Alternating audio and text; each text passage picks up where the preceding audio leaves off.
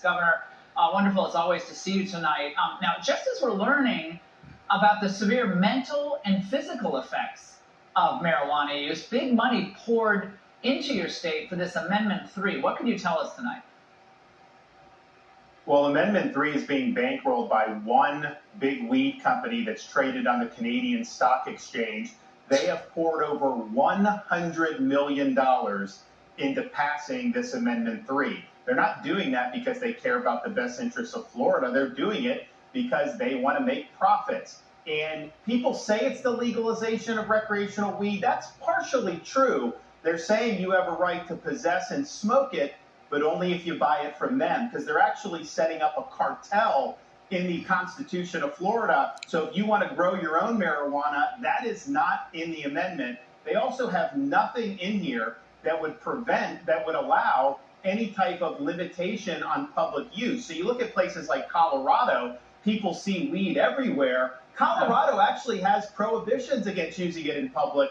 Here, there is nothing in there. They're saying you have a right to use it with no limitations. So whatever negative has happened in Colorado, I think this particular amendment, the way it's written, I think the problems would be much more significant in Florida as a result of Amendment 3.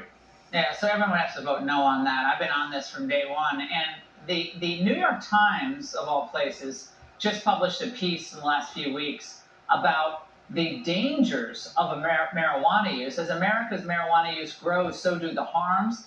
The accumulating harm is broader and more severe than previously reported. Again and again, the New York Times found dangerous misconceptions. Many users believe, for instance, that people cannot become addicted to cannabis, but millions do. It went on to talk about those over the age of from 18 to 25, the most damage done to them, Governor, in terms of mental effects of marijuana use because of the high THC levels. I mean, this is just a disaster. It's the last thing our young people need, or frankly, any Americans need, given the experience in other states. Well, exactly, Laura. I mean, when Colorado did it, it was kind of an issue of first impression. They claimed it would be no black market, big tax revenue, safe and effective, and none of that happened. So now Florida is looking at those results, and it's not just the 18 to 21.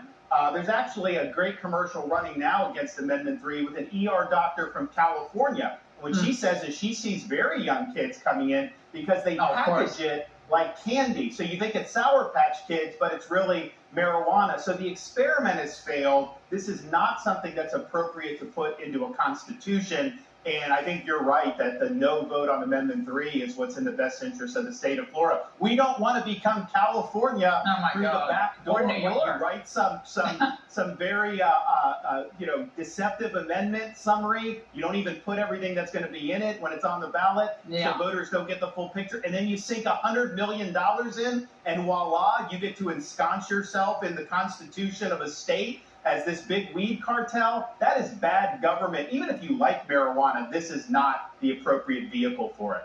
And Governor, the issue of abortion, obviously, is pretty much all Kamala Harris has to run on with no record or a disastrous record.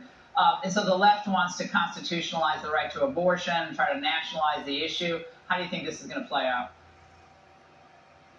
Well, as people find out about how this Amendment 4 is written, the support goes down dramatically. You're seeing that. It is basically a proposal of abortion all the way up until birth for virtually any reason. It eliminates parental consent for minors. So in Florida, if you want to prescribe a minor Tylenol, you got to get parent consent. But somehow they're going to take abortion out of that, and a parent will not be able to have the decision about their own child. But then something that's probably more radical than even what California's done. They replace the requirement that a physician be the one performing an abortion with the term healthcare provider. Well, Laura, as you and I know, a healthcare provider is not the same as a licensed physician. So you will actually have very dangerous situations where non-licensed physicians are green-lighting and performing late-term abortions. This is an easy no. It should not be in the state constitution, and it would have really negative impacts in the state of Florida. Florida's got to do the right thing. No on Amendments 3 and 4. Governor, thank you for your leadership.